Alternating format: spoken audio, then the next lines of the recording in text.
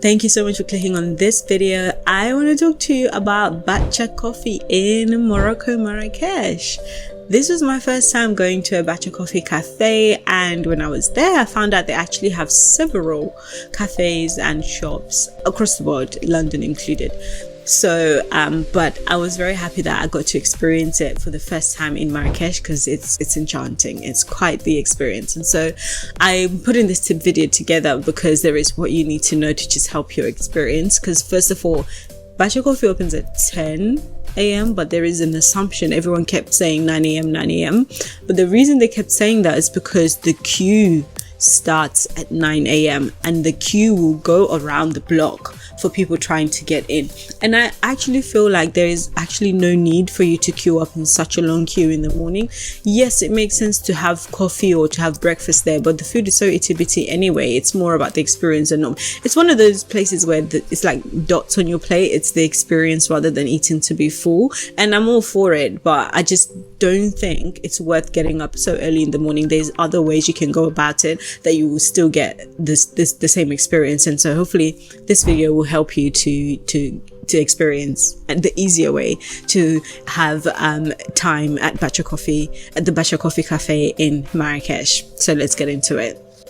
Okay, a few practical things. Well, Bacha Coffee in Marrakech opens at 10 a.m. but most people will start queuing from 9 a.m. and the queue gets really wild. And what happens is you first go through and you pay 10 dirhams per person to enter in. That's what we paid to enter in to go to the cafe. I don't know what the price is if you want to do the museum and the cafe, because the cafe is inside a museum or the museum. So is it worth getting both? I don't know. I personally, I'm the kind of traveler that I don't care too much about sightseeing. I'm just not. I'm more about experiences. So we only paid for the cafe. However, whilst you're waiting around the waiting area, you get to experience a little bit of the museum anyway, and which is why I question whether it's worth to get the entry ticket to the museum as well as the cafe. But that's just me. Obviously totally up to you what you do. The mistake we made when we got there is we paid the 10 dirhams per person. Mind you, this is 2024 June. I don't know when you're watching this, so things might change, prices might change, etc. But I think the practical things are still the same. We paid to get into the route that leads to the cafe. And then the mistake we made is faffing around to take pictures in this beautiful checkered floor entrance or hall, which is amazing, which is beautiful. We made a mistake because as soon as we paid got the ticket, we should have gone straight to the cafe to get the buzzer. So they operate a buzzer system similar to, if you're in England, TGI Friday, where the waiting queue is always so mad. So they give you a buzzer, and when a table is ready, it buzzes, and then that's how you know to come and be seated. So we should have done that, gone and got the buzzer first and then come back to take pictures, because it's all within the same square. And then faffed around to play around in the cafe, because you can buy coffee, gifts, chocolates, biscuits, whatever outside of the cafe. So that's my tip to you. Get your buzzer and then go and do pictures whilst you wait for the buzzer. There were people behind us in the queue that went in 30 minutes before us because they went straight and got their buzzer. And also the thing is, I'm all for content. I get excited about taking videos and pictures. So that was the first thing we wanted to do.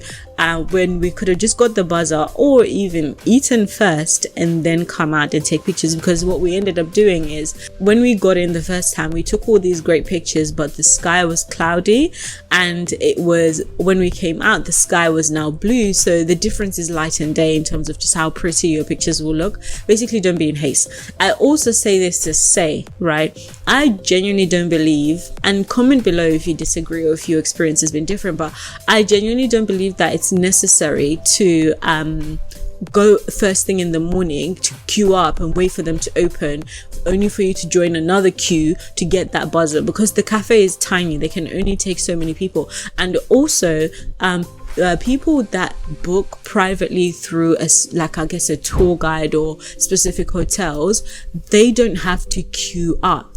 So you can call and make a reservation, and then you don't have to queue up, you just walk straight through. So if you don't have a reservation, all those people are going to bump ahead of you, so it kind of defeats the purpose.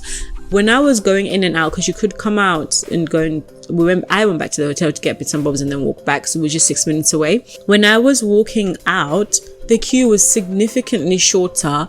I just felt like I could have just come later on in the day when the hype is a bit less, like basically brunch time, and get my buzzer and do the same thing and experience the same waiting time. Do you get what I mean?